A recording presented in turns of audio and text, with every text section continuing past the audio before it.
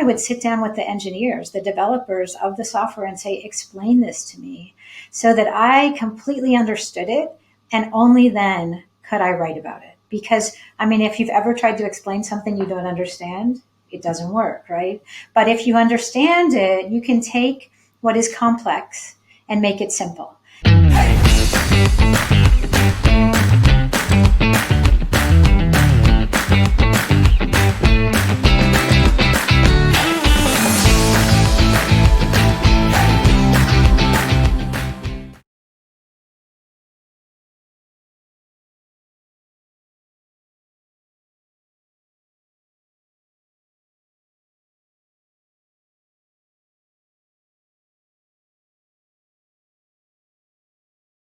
Minette, Norma, welcome to 20-Minute Leaders. Thank you for joining me. How are you?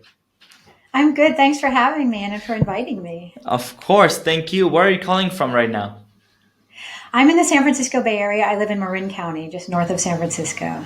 Wonderful. It's a beautiful, beautiful area. I really enjoyed going hiking there before COVID and hopefully after COVID as well.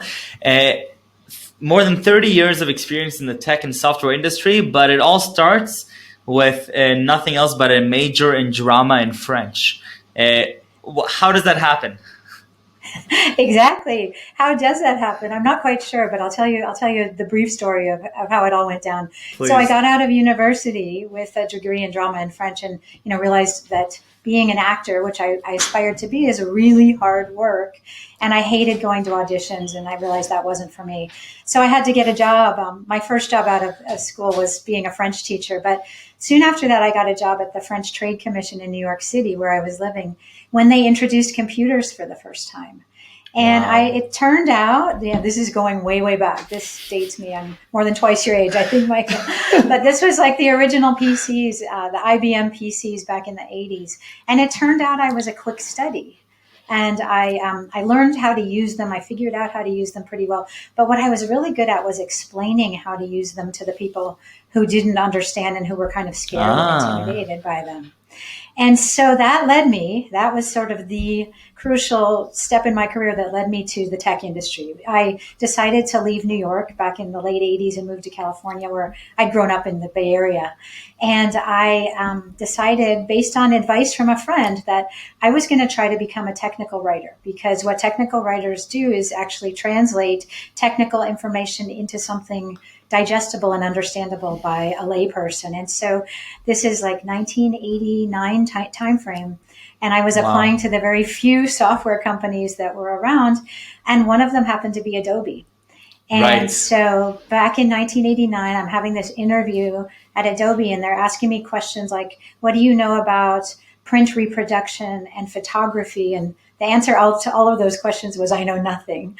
But they hired me to be a technical writer, and my first assignment was to write the tutorial for Photoshop version 1.0. No. Yes, really? Seriously. Yes.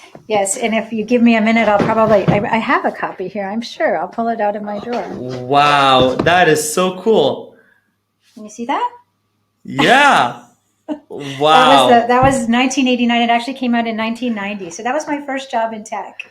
You wrote a book, basically. That was your first published book.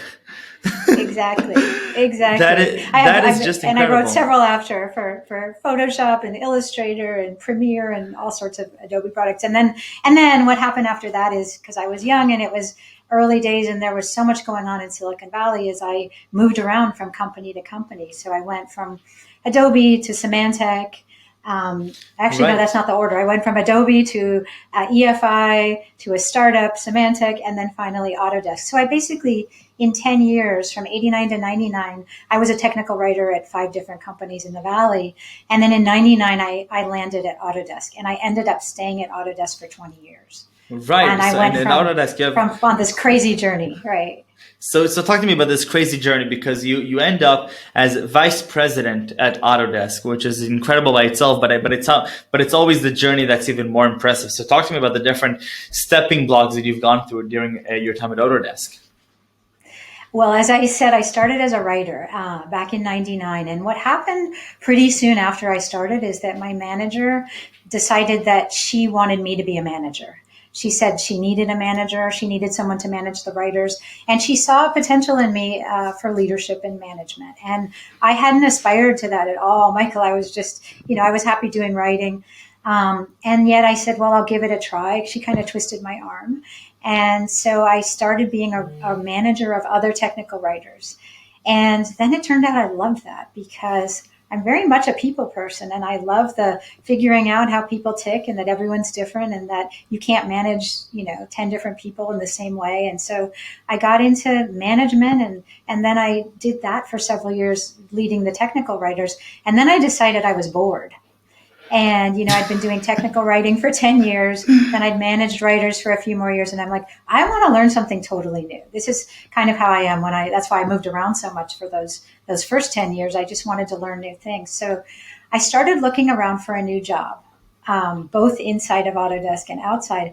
And it turned out there was this really interesting job internally to lead a team of engineers who were managing our software for localization. So for those of you who don't know, localization is actually getting everything translated and ready for international markets. And There's this very specific software that they were managing that was really complex, and they needed a new manager for the team. So I applied for that job, and that was for me a real stepping stone because, going from managing writers where I could do the work to managing engineers where I couldn't do the work that they did was a real big, jump for me. And I had to, interview with a zillion people to get that job, and I got it. So that was my first job out of my comfort zone, really. That's incredible. Now, I have to understand a little bit better this process of being a technical writer.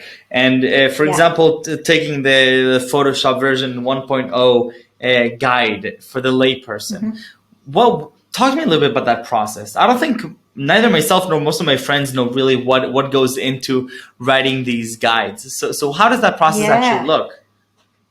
Yeah, and it's so interesting. I mean, even the terminology, I don't think we even use the term technical writer anymore. It's often content designer, content developer is much more common now. Right. And it's often seen as part of design and UX and all of that. But back in the day, we called it technical writing. But what it really is, and you and everyone else, whoever listens to this, has experienced bad technical writing. It's when you buy something and you get the instructions and you can't follow them, or they're just plain wrong, or they don't make sense.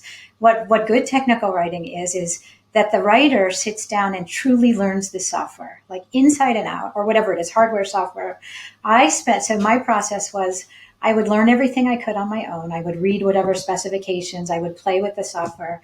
But then I would sit down with the engineers, the developers of the software, and say, explain this to me so that I completely understood it, and only then could I write about it. Because, if you've ever tried to explain something you don't understand, it doesn't work, right? But if you understand it, you can take what is complex and make it simple. And I think this is one of the things I really learned, and as I got better as a writer, is how can you take something infinitely complicated and make it as simple as possible? And that was always my goal.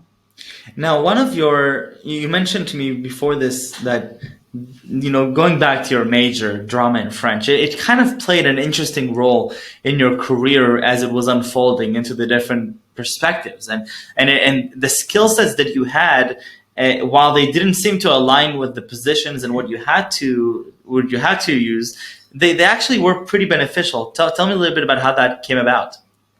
Yeah, I've thought about that over the years because it's not necessarily obvious. But, one thing I think is whenever you study and learn a foreign language, and I lived in France and I'm really fluent in French, so I was able to immerse myself in another language and culture.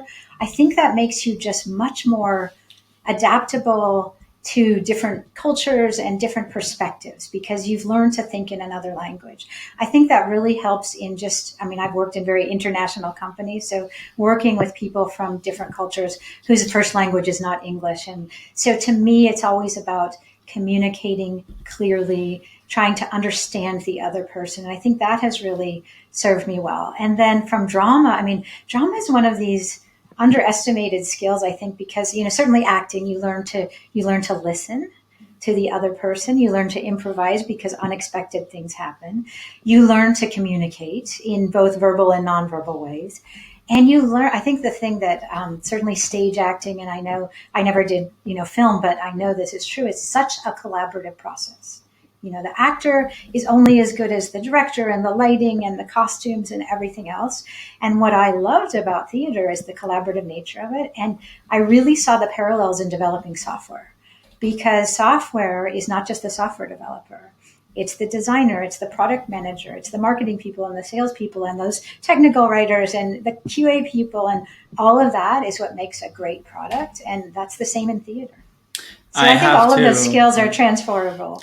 I have to look back, to my high school days. I was a huge musical theater geek. I still am a musical theater fan, but I used to take part in every musical and every play that we had in school. My dream as a child was to be an actor on stage for the rest of my life. I turned out that I fell in love with computers and software, and so that's where I'm at now. But looking back, I see it in every single aspect of my life. I see it in my relationships. I see it in the way that I communicate with people. This collaborative nature of what you were saying, and you mentioned that you're only as good as you are as a group. And being on stage, I remember in the shows, we were kids. We made mistakes all the time. Somebody would forget their lines in the middle of the play, or this prop would fall from the sky. And we would find ourselves in this situation where we realized that, we can't look good if we distance ourselves from the problem. We have to go at it together. And if we try to distance ourselves, we're only doing harm both to ourselves and to everybody else. And so I really, really appreciate this insight, and I couldn't agree more with it. Yeah, so it's not obvious that drama and French are the perfect preparation to eventually become VP of engineering at a software company. But in my mind, it couldn't have been better, honestly. So if anybody's listening to this from Stanford and they're studying CS, consider moving to the drama or foreign language departments, and you'll get perhaps to the same spot. But Minette, along the way, you make this pretty radical transition from being vice president at an amazing company like Autodesk to starting to speak to others and to share some of the key insights that you've gained along your career. Some of it is about compassion, about empathy, about acceptance. So what are some of those insights? Well, I think I have to backtrack a little bit to tell you how I got to that. So, we sort of stopped with my career I got to manage some engineers. And then many years went by and I ended up taking on a series of other leadership positions in the company. But to get to that VP of engineering job, I had gotten to a senior director role. I led a big department in the company.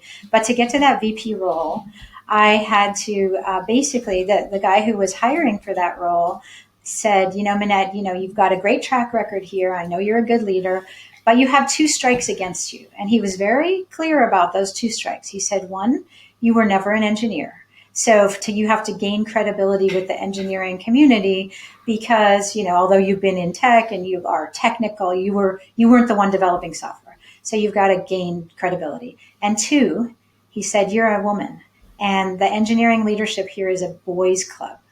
And so you're going to have to break into the boys' club. And so what happened is I did not get the job right away. I had to do a 90-day trial. And during those 90 days, I did an acting role. So I was acting VP for 3 months.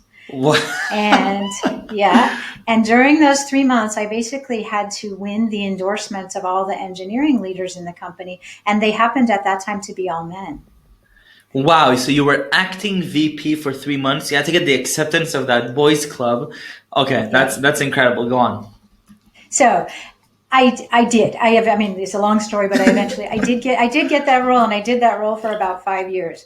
And during the time, and my goal, what I was basically assigned to do was to transform engineering at Autodesk, which is, you can imagine, a huge task. It was about 9,000 people when I was there, about 3,500 engineers. And I realized, none of this is a technical problem. We had a lot of issues. We had all these different, platforms, and we had to really consolidate tools, but it was a behavioral issue. It was a people issue, and it was culture. It was all about culture and how we behaved. And I got in that role as I had great staff. I had very technical people working under me, but what I needed to do was really talk about how are we going to behave differently? How are we going to collaborate? How are we going to work more effectively together? And so I got myself a big education really through reading and being online and just reading a zillion books about human behavior. And I also became a real advocate for women and for people of color, because even though I am a white woman, I was very much in the minority because, engineering is so male. And so I often felt I often felt like I didn't fit in, like I wasn't included. And I wanted to change that. And so when I finally left Autodesk after 20 years, I left last year, I realized, Autodesk is a great company, but they're struggling with this. All the companies are struggling with inclusion, diversity, inclusion, and equity. And so I wanted to bring my perspective and my experience and help others do better around this, because honestly, everyone's struggling and everyone needs help with it. Minette, you're vice president in the engineering space. 3,500 engineers at Autodesk, and you're talking about how this is a behavioral problem. It's culture at the end, and of course, in 2020 we've seen, and not just in tech but around the world, how big of a part culture plays into our life and into our ability to thrive as a planet, right, and as a global community. And I'd love for you to share a little bit more into the insights of how do you build a healthy culture in both in a large corporation like Autodesk, but also in a small startup. And I'm looking specifically, as selfish insights for me as I'm about to start my own entrepreneurial journey, or from my friends that are in their journey. What are some key insights that you've gained about behavior and about culture and diversity and inclusion? Yeah. Well, there's so much, and it's kind of hard to know where to start. But what I will say is that the leaders really set the tone.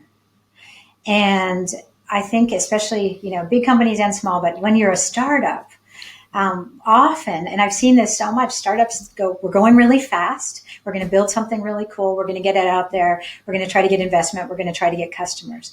And then later, even with a startup, they'll say, oh, look, we're all men. Now we got to hire some women. And how are we going to do that? And it's almost too late, even if you're just a handful of men, because do the women want to come work there? Do the people of color want to come work in an all-white company? So I think that whether you're large or small, starting up or a 30-year-old company, you need to be intentional. And the leaders need to set the tone of being inclusive. And what that means in terms of leadership, and this is a lot of the work that I do, is that leaders are not omniscient. And they need to admit what they don't know. They need to be vulnerable. They need to be open to listening. And honestly, that is so much of what I think the problem is right now, is that people don't know how to listen to their diverse employees and to hear their true experiences. And I've experienced this myself. A senior executive will say, don't bring me problems, bring me solutions. But honestly, you need to hear the problems before you can even attempt the solutions. And you need to be uncomfortable with that listening. You need to be willing to be uncomfortable and to say, I don't have all the answers, but I'm willing to listen, and I'm going to make sure that this is a safe place where everyone's voice can be heard. And to me, that is the number one thing, is that we have to make it safe, and people do not feel safe today speaking up and telling their truth. Right. And I love your take on being intentional about it as a leader, and being vocal about it, and being willing to be uncomfortable with the problem, and not just sugarcoating it or shrugging it aside. I think it's wonderful. How do you then make the impact now? So you've left Autodesk. Part of the motivation, from what I'm hearing from you, is understand that you've made an incredible impact at your company Autodesk, but you're then understood this is a global problem along with many companies, and you're now looking to make that impact there. So how do you go about doing that? Yeah, well, I started my own consulting business this summer during COVID, because what else do you do during COVID, right? Right. I took a break and then realized that's what I wanted to do. But I've also, for many years, even when I was at Autodesk, I was a keynote speaker internally and externally. So I've been doing recently a fair number of keynotes that there's a real appetite to hear about diversity and inclusion. And so I had one last month. I have one this next Friday. So I'm trying to get the word out, but I do have a new client, and it's a startup, and they're realizing that they may have an issue with equity and with inclusion. And so we're just starting the conversations. And so I'm doing both, like just the one-on-one engagements with small or large companies, and that's just starting. And then I'm also giving talks because I feel like people just need to hear. And one of the things is that, I will be honest in those talks. I'm not going to sugarcoat things and say that it's all perfect, and I'll share my own experiences as well. I love that. Minette, I want to thank you for being so generous with your time. Before we go, I have to ask the most important question. 3 words that you would use to describe yourself. All right. I have to start with authentic because you only get one Minette. I don't have different personas for different environments. I'm always going to be real. So authentic. Empathetic. I can't even turn off my empathy, and that's both a blessing and a curse. So if you start crying, it's likely that I'm going to be crying with you. But Wow. that's just who I am. And then the third is, I don't know if I would say energetic or enthusiastic. I'll go with enthusiastic because I've just got I've got so much oomph, and I have so much I want to share, and I want to help people, and I want to get at it.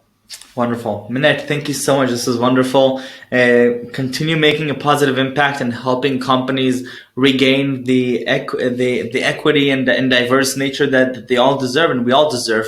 And I look forward to seeking your advice when I'm starting my own venture to make sure that I properly am leading by example and being intentional about it. So thank you. Thank you. I would love to continue that with you, Michael. Thanks so much. Take care.